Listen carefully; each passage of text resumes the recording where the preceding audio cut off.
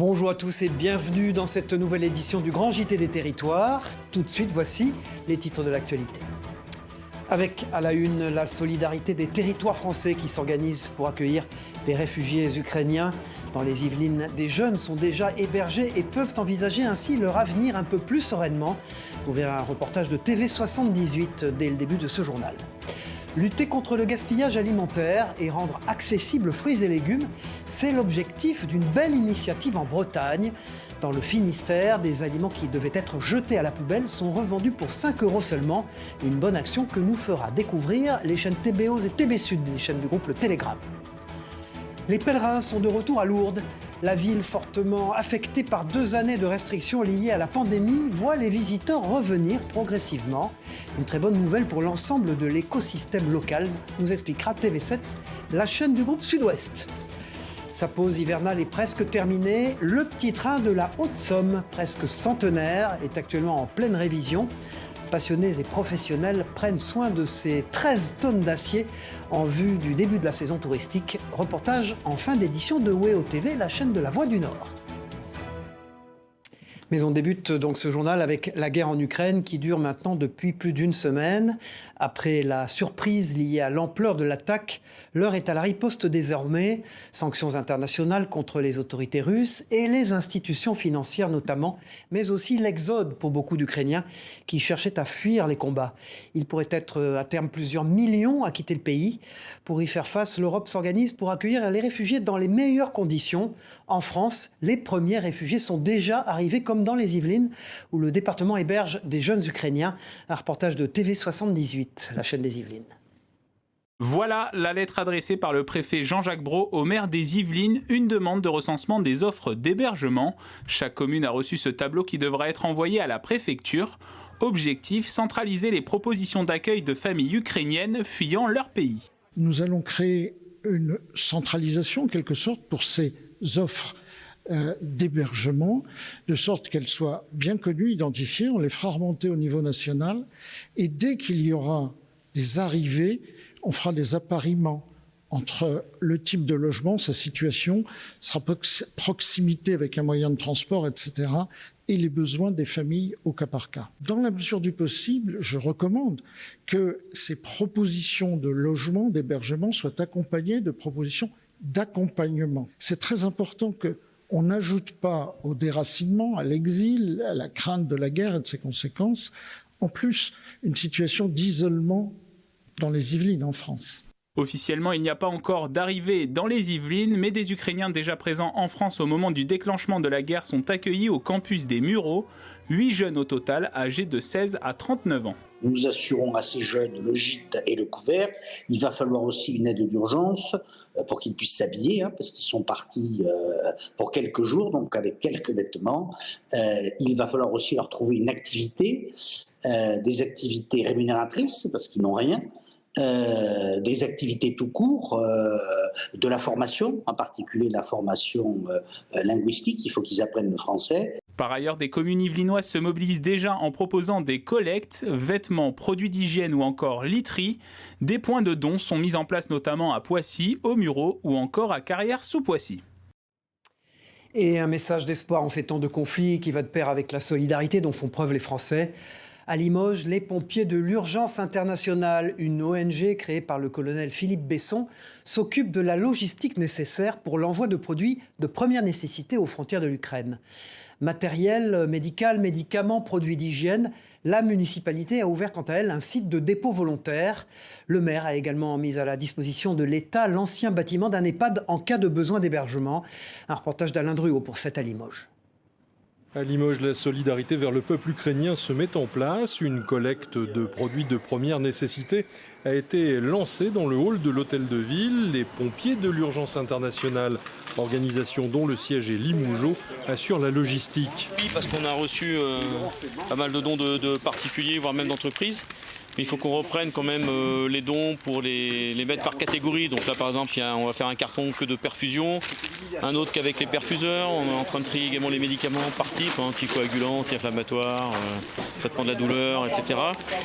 On trie également les vêtements, les produits pour les bébés, les produits d'hygiène. La municipalité a mis à disposition de l'État une ancienne maison de retraite vide d'occupants depuis déjà quelques semaines. Et à la disposition des réfugiés si nous en avions, c'est bien peu de choses. Il y en a qui sont sous les bombes, au milieu de la guerre, qui vont souffrir. Il y a des populations qui se déplacent. Eh bien, la moindre des choses, c'est nous, que nous puissions leur transmettre ce que nous avons qui peut leur servir. Initialement prévue jusqu'en milieu de semaine, la collecte devrait être prolongée alors qu'une première expédition vient d'être lancée. On a eu tellement de succès qu'on est un petit peu submergé par les dons dans les 3 entités. Donc on devait faire au départ un SMIRMORC par organisation et je pense que parti comme ça, on va se retrouver avec peut-être une dizaine de SMIRMORC. Des points de collecte sont également en place à Caen et Valence. Les palettes seront regroupées à Lyon jeudi ou vendredi pour un départ immédiat. La situation en Ukraine qui a été largement évoquée avec Jean-Marc Ayrault lors de l'émission Face au territoire, jeudi dernier sur TV5 Monde. L'ancien Premier ministre qui était encore à Matignon lors du début de la crise de 2014 et de l'annexion de la Crimée. Écoutez son avis quant à la situation actuelle. Y a-t-il tout de même une responsabilité des grands leaders de nos gouvernants, dont vous faites partie, depuis, on va dire, plus d'une décennie, qui n'ont pas su déceler, qui n'ont pas su voir qui était devenu Vladimir Poutine? Ça, il faudra beaucoup de recul pour comprendre tout ce qui a conduit à cette tragédie. Parce que c'est une tragédie pour le peuple ukrainien. Donc Poutine dit qu'il n'existe pas et en fait la nation ukrainienne réagit, se défend avec dignité, avec courage, au prix de la vie de beaucoup de gens. Mais quand vous avez regardé Vladimir Poutine dans les yeux, c'était assez froid, mais sans agressivité au départ, mais très vite ça l'est devenu. Ça l'est devenu et il y avait un sujet qui le préoccupait et qui était central dans la rencontre, c'était l'Ukraine. Déjà l'Ukraine. À cette époque était envisagée dans les jours qui suivaient ma visite une réunion de l'Union européenne et de l'Ukraine pour signer un accord d'association entre l'Ukraine et l'Union européenne. Et Poutine n'en voulait pas et m'a agressé et agressé la France, agressé l'Europe, en terminant en disant ça ne se fera pas. Cet accord ne sera pas signé. En fait, il n'a pas été signé puisque Yanukovych, le président ukrainien proche de Moscou, a cédé à Poutine. L'émission Face au territoire avec Jean-Marc Ayrault est à voir ou à revoir sur les sites internet de TV5 Monde, de Ouest France et de Nice Matin. Dans le reste de l'actualité, l'inquiétude de certains éleveurs dans le Gers. Les gérants d'exploitation de volailles sont confrontés depuis plusieurs mois à un épisode de grippe aviaire, une maladie qui les oblige à confiner leurs animaux, même si certains, vous allez le voir, ont du mal à se faire à cette idée. Ils s'inquiètent pour le bien-être de leurs animaux. C'est le cas de Nicolas Petit, éleveur bio installé à Auch. Écoutez-le au micro de Mathis Gardan, journaliste à la Dépêche du Midi, nos partenaires. Avec la restriction d'espace, on a touché en fait le fondement même de ma façon d'élever. Et je ne peux pas travailler en bio avec des petites cabanes, sur des petits élevages arborés, avec des parcours arborés. J'ai vraiment du mal en fait à faire appliquer cette réglementation. Il y a 500 poulets et ils sont élevés sur 2000 m² de plein air à partir de l'âge de 5 semaines. Aujourd'hui, elles sont sur un parcours restreint de 250 m². Ça veut dire moins de 15% de ce que je leur donnais avant. Donc moi, ça me pose un problème puisqu'on va perdre le bénéfice du plein air. Chaque année, plus de 900 millions de tonnes de nourriture sont gaspillées dans le monde, soit près de 20% des aliments disponibles pour nous nourrir. Un paradoxe alors que certains peinent à acheter des légumes. Alors pour lutter contre le phénomène, un Breton a lancé il y a peu une initiative, son nom Finiterrestre 29. Un concept de cagette de légumes anti-gaspillage à 5 €, des carottes, des champignons, des poireaux sauvés de la benne à ordures. Le concept se développe aujourd'hui partout en Bretagne. Un succès et une belle initiative que nous raconte Valérie Leroux-Coleno pour la rédaction de TB Sud, les chaînes du groupe Le Télégramme. Ces panais, ces potirons, ces carottes sont un peu des rescapés. Et c'est ce qu'on appelle les fameux écarts de tri. Ils sont soit trop petits, soit trop gros. Et ils ont des cicatrices sur la peau. Et donc tous ces produits-là ne pourront pas avoir un débouché dans la grande distribution. Et chaque jour, dans ce hangar de Saint-Paul-de-Léon, il en arrive 10 tonnes en provenance d'exploitation du secteur, situé à moins de 20 km. C'est à force de voir tous ces produits aptes à la consommation partir à la poubelle que cet ancien salarié d'une grande coopérative agricole, sur un coup de cœur ou plutôt un coup de crève-cœur. Dans mon garage, j'ai fait une cinquantaine de cagettes. Je me suis dit on va le faire à 5 € pour démocratiser le prix des légumes. J'avais pas de commerce, donc j'ai pris ma camionnette et je me suis appuyé sur 2 applications. La première qui s'appelle Too Good To Go et la deuxième qui s'appelle Phoenix. Le premier jour, j'ai eu 100 clients, donc le lendemain, j'ai eu 120 paniers. Aujourd'hui, 3 mois après s'être lancée, l'équipe vend 2000 paniers par jour. Pour ces cagettes, direction les 4 coins de la Bretagne, comme ici à Ergué-Gabéric. 7 entrepôts ont ouvert. Hier soir, avant l'ouverture à 17h30, il y avait déjà la queue. 6000 abonnés sur Facebook. C'est une véritable communauté qui s'est créée sur les réseaux sociaux. 30 commerçants relais vendent aujourd'hui les paniers anti-gaspi. 120 paniers sont partis en une demi-journée. Ça m'apporte un flux de clientèle que je n'aurais pas eu en temps normal. L'aventure aurait aussi permis de créer une vingtaine d'emplois. Je vous apporte ça tout de suite. Et prévoit bientôt de développer l'anti-gaspi pour les fruits et les œufs bio qui sont parfois jetés à défaut de trouver une place dans les rayons de la grande distribution. Faut-il interdire la chasse le week-end? Le débat est relancé depuis le drame survenu dans le Cantal il y a 2 semaines et le décès d'une jeune randonneuse de 25 ans. Dans la Loire, pour éviter les accidents, chasseurs et randonneurs coopèrent et s'échangent des informations. Ils ont même signé une convention. La formule semble marcher localement. Écoutez ces propos recueillis par Adrien Blétry pour TL7, la chaîne de la Loire. On a passé une convention du bien vivre ensemble. Donc il n'y a pas de souci. Quand on va aller randonner dans un endroit, quand un groupe qui est fédéré, donc qui appartient à la Fédération de la Loire, veut aller randonner dans un endroit et il sait il risque d'y avoir une chasse ce jour-là, une battue en particulier, on envoie le circuit que l'on va faire, la date à laquelle on va y aller, pour prévenir la fédération de chasse. Donc nous, on va aller sur ce terrain et s'il y a une battue, il faudrait prévenir les chasseurs qui chassent à cet endroit-là. Et c'est ce qui se passe. Partons dans le sud-ouest à présent où le sanctuaire Notre-Dame de Lourdes essuie depuis 3 ans une crise économique sans précédent du fait de la pandémie. Le nombre de visiteurs a baissé de 95% en 2020 avec l'annulation des pèlerinages, mais aussi la fermeture de sa fameuse grotte. Heureusement, le site a rouvert il y a presque un mois. La ville, quant à elle, bénéficiera d'une aide de 100 millions d'euros. Sur place, Alix Fourcade de TV7, la chaîne du groupe Sud-Ouest. Toucher le rocher, aller boire à la source et s'y laver. Pendant 2 ans, les visiteurs de Lourdes se sont vus refuser d'effectuer les gestes du pèlerin. À cause de la crise sanitaire, la célèbre grotte où Bernadette Soubirous et ses apparitions de la Vierge dans la religion catholique était fermée. Elle vient de rouvrir le 11 février dernier. Comme on sait que c'est un lieu vraiment culte de Lourdes, on voulait vraiment venir voir ce que c'était. Nos grands-mères sont croyantes, du coup on est venu leur chercher un peu d'eau. La grotte m'avait manqué, je trouve que la fermeture de la grotte, ça n'était plus Lourdes en fait. Avant la crise sanitaire, le sanctuaire de Lourdes accueillait en moyenne 3,5 millions de visiteurs. En 2020, ce nombre a chuté de 95% et de 70% en 2021. On espère que l'année 2022 redeviendra non pas normale, mais une année de pèlerinage en tant que tel, avec des processions 2 fois par jour.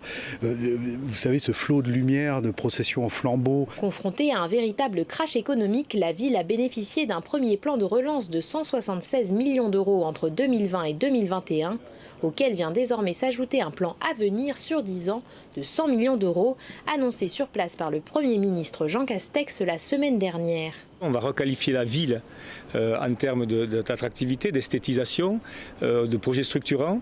On va travailler sur des filières, on va profiter aussi de l'espace naturel que sont les Pyrénées, puisque nous sommes à la porte des pays des Gaves. S'engager dans une ville aussi où on a plaisir à venir, parce que c'est aussi la ville de la paix, celle du malade et du handicap. Mais avant l'avenir, c'est le présent qui inquiète surtout les commerçants du centre-ville. Avec la baisse des fréquentations, leurs ventes ont chuté. Je vois beaucoup de commerçants qui viennent me voir et qui me disent comment on va faire pour tenir jusqu'en juillet. Je ne sais pas, mais il faut tenir. Et encore, on a tenu grâce aux aides de l'État. Il ne faut pas oublier que si on n'avait pas eu les aides de l'État, il y aurait beaucoup plus de casses qu'il va y en avoir, mais il y en aura forcément. Tous attendent donc impatiemment le mois d'avril où les pèlerinages doivent reprendre progressivement. Et on part pour les Antilles. En Martinique, c'est le carnaval qui était de retour ces jours-ci dans les rues de Fort-de-France pour le plus grand bonheur de tous. Un carnaval historique et synonyme de bonne humeur, de danse, de couleurs et de fanfares, comme vous le voyez sur ces images de Loïc Régis et de Luis Sabas, de la rédaction locale de Via ATV Martinique. Voilà de belles images qui ravissent évidemment les Martiniquais et qui nous remontent le moral à nous aussi en métropole. De la chaleur de la Martinique au froid de la Norvège, le grand JT des territoires vous amène à la découverte d'un mûcheur pas comme les autres. Antoine Gamin vient de participer avec ses chiens à l'une des courses les plus difficiles de sa discipline en Norvège. Un mois dans le Grand Nord, dans des conditions climatiques évidemment très compliquées et peu de sommeil pour parcourir 170 km par jour. Une expérience néanmoins inoubliable pour lui et sa meute d'Alaskan Husky, c'est son nom. Un reportage d'Aurélie Colombel pour Vosges Télévisions. Regardez. 650 km de pistes balayées par des vents importants, moins 15, moins 20 degrés. Le Vosgien Antoine Gamin est arrivé 20e à la Fermoun-Lopette, la course longue distance en chien de traîneau qui s'est tenue il y a quelques semaines autour du lac de Fermund en Norvège. C'est la première fois sur cette distance. On s'inscrit, nous on fait, entre guillemets, on fait pas la compétition, on va... Le but pour nous, c'est d'arriver au bout et de se faire plaisir avec les chiens. Donc on a réussi et en plus de ça, on a fait une place qui n'était finalement pas trop mal. De retour à Cornimont, les chiens retrouvent une vie plus calme, d'autant plus qu'avec les chaleurs des chiennes, Antoine a dû se résoudre à attacher la meute. 13 des 20 Alaskan Husky issus du croisement des deux races ont participé aux 4 jours de course. Une épreuve physique qui multiplie par 10 leurs besoins en nourriture. Pour faire 170 km par jour, c'est 17 heures de déplacement, malgré la nuit très longue dans ce pays septentrional. La difficulté, ça a été le sommeil pour moi. C'est vrai qu'on dort très très peu sur ce type d'épreuve. On est de l'ordre de 2 à 3 heures par 24 heures, donc c'est quand même pas beaucoup. On court, on aide quand même aussi beaucoup les chiens, donc c'est assez fatigant aussi. Un défi sportif qui lui a fait perdre 10 kilos en un mois. Antoine dormait dehors avec ses chiens malgré les conditions climatiques, notamment avec Daphné. C'est ma chienne préférée, c'est ma chienne de tête. Et donc une chienne qui est très intelligente, qui écoute très bien. Donc c'est vraiment... toutes mes courses, on les a fait. Toutes mes grandes courses, elle a été en tête et c'est elle qui dirigeait l'attelage. Le musher consacre un budget de 12 à 15 000 euros par an pour sa meute. Une passion coûteuse qu'il finance grâce à des activités annexes comme les balades pour les touristes. Le printemps, c'est dans 3 semaines, mais Antoine et ses chiens attendent déjà avec impatience l'hiver prochain pour retrouver ce paradis blanc où l'on aperçoit encore rennes sauvages, grands tétras, élans ou perdrix des neiges. Des Jeux paralympiques d'hiver, ils ont débuté ce week-end à Pékin jusqu'au 13 mars. Pas moins de 600 sportifs venus du monde entier vont s'affronter dans près de 80 épreuves. À cette occasion, la station de Tignes met à l'honneur le handiski. Au pied des pistes, plusieurs ateliers permettent, le temps d'une descente, de s'initier à des pratiques peu communes. Les bras dans le dos ou les yeux bandés, de nombreux courageux sont attendus pour tester la piste des champions. Emmanuel Jaude de la rédaction de 8 Mont-Blanc est déjà un de ces champions. Regardez son reportage. Là, un peu vers le bas, statue un peu vers le bas, là, c'est bien. Station à droite, droite. L'équilibre et la confiance, c'est tout de suite moins naturel sans le sens de la vue. Afin de mieux se rendre compte de l'engagement nécessaire à la pratique du handiski, le groupe EDF organise le temps d'une semaine une véritable immersion sensorielle sur les pistes. Une nouvelle expérience pour les nombreux curieux qui se sont prêtés au jeu. Alors c'est une belle découverte, moi qui ai de bonnes sensations habituellement. Là c'est vrai que c'est déroutant mais très plaisant et je pense que ça demande un sacré engagement. Avec un slalom les bras dans le dos et une initiation au ski fauteuil, cette animation baptisée la piste des champions connaît déjà un franc succès dans la station savoyarde. Une opération sur laquelle se sont aussi essayés plusieurs athlètes du team EDF. C'est hyper intéressant parce qu'on ne se rend pas du tout compte en fait à quel point c'est perturbant. Surtout la déficience visuelle, là c'est vraiment autant... le slalom sans les bâtons, ça va, parce qu'on voit en fait. À partir du moment où on voit plus, on n'a plus de repères. Et du coup, c'est vraiment pas facile. On a l'impression vraiment de ne pas savoir faire. On ne sait pas si on a arrêté, pas arrêté. Voilà. Du coup, heureusement qu'il y a le guide. S'il n'y a pas le guide, c'est impossible. En Corse, les sauveteurs préparent déjà la saison touristique. La Société nationale de sauvetage en mer de Calvi vient de réaliser une formation de plusieurs jours à destination de ses bénévoles. Objectif, les former au sujet de l'hypothermie des personnes secourues et à la nage de jour comme de nuit, comme vous allez le voir. Un stage pour le moins intensif, comme a pu s'en rendre compte la rédaction de Via Télé Paésé sur place. Propos collectés par Clara Marley et Noah Teillac. Il y a beaucoup de formations, comment utiliser et connaître le type de matériel, que ce soit d'un fil à nageur, d'une barquette, dans quelles conditions on l'utilise et comment le mettre en œuvre. Et surtout, le point essentiel, la coordination entre la personne qui va utiliser et l'équipage et pourquoi on l'utilise. Donc cette formation qui dure sur 4 jours, qui est quand même assez forte, assez costaud, hein, on peut dire, parce que c'est les stagiaires et nous aussi, on reste dans l'eau du matin jusqu'au soir. Lui aussi se prépare pour les touristes. Le petit train de la Haute-Somme est actuellement en pleine révision. Aménagement des voies, révision de la locomotive à vapeur. Tous les bénévoles sont sur le pont pour s'assurer que tout va bien pour ce train presque centenaire. Le début de la saison touristique est prévu pour le week-end du 17 avril prochain. Et Jérôme Moubron nous montre la voie pour la chaîne WEO TV, la chaîne de la Voix du Nord. Plus qu'un mois avant l'heure du départ. Dans son atelier, Bastien donne les derniers coups de marteau et inspecte la mécanique d'une locomotive à vapeur de 1925. Là, il reste encore à monter tout l'embiellage. Donc l'embiellage, c'est les parties métalliques qu'on voit, qu'on voit bouger quand la locomotive roule. Donc c'est ce qui rejoint toutes les roues. Cette dame, presque centenaire, vient d'Aix-Allemagne de l'Est. 13 tonnes d'acier qui tractaient autrefois les voyageurs de Berlin à la frontière polonaise. Depuis ses 13 ans, Bastien révise, répare, restaure ce prototype classé monument historique. C'est souvent l'occasion pour lui d'en retracer le parcours. Quand on la restaure, on gratte toute la peinture et c'est là qu'on peut découvrir des gravures. Donc on retrouve des dates, on retrouve des noms des prénoms, on retrouve des noms d'ateliers. C'est retrouver un petit bout d'histoire gravé sur le châssis ou sur les différents éléments de la locomotive. À quelques kilomètres de là, des petites mains s'affairent à restaurer près de 650 mètres de voie ferrée. Remplacer les traverses, s'assurer de l'écartement des rails, oui, même hors saison, le petit train de la Haute-Somme, c'est du boulot. Les gens nous voient quand on roule en saison et ils ont l'impression que c'est tous les jours dimanche, mais derrière tout ça, il y a énormément de travail l'hiver, travail de voie, travail de maintenance. À la sueur de leur front, les bénévoles préservent et transmettent ce fragment d'histoire. L'histoire d'une ligne ferroviaire franco-britannique construite en 1915 pour préparer la bataille de la Somme et alimenter le front en munitions d'artillerie. C'est important pour nous de dire, attendez, vous êtes en train d'emprunter un train historique de la Première Guerre mondiale. Derrière, il n'y avait pas que des gens qui tiraient au fusil et qui avaient des canons, il y avait tous ceux qui alimentaient derrière, qui alimentaient ceux qui étaient en première ligne en fait.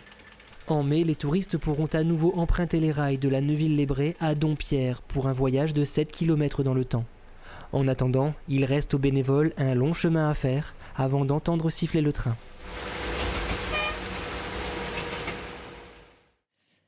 Direction Monaco pour refermer cette édition du Grand JT des Territoires maintenant. L'un des casinos de la Principauté accueillait il y a quelques jours un tournoi d'échecs.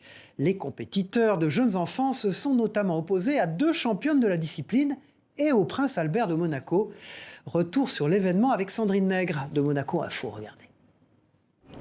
Cette simultanée Prince Albert Ier a débuté en présence d'un joueur prestigieux, le Prince Albert II, qui a donné le premier coup symbolique sur ses échiquiers.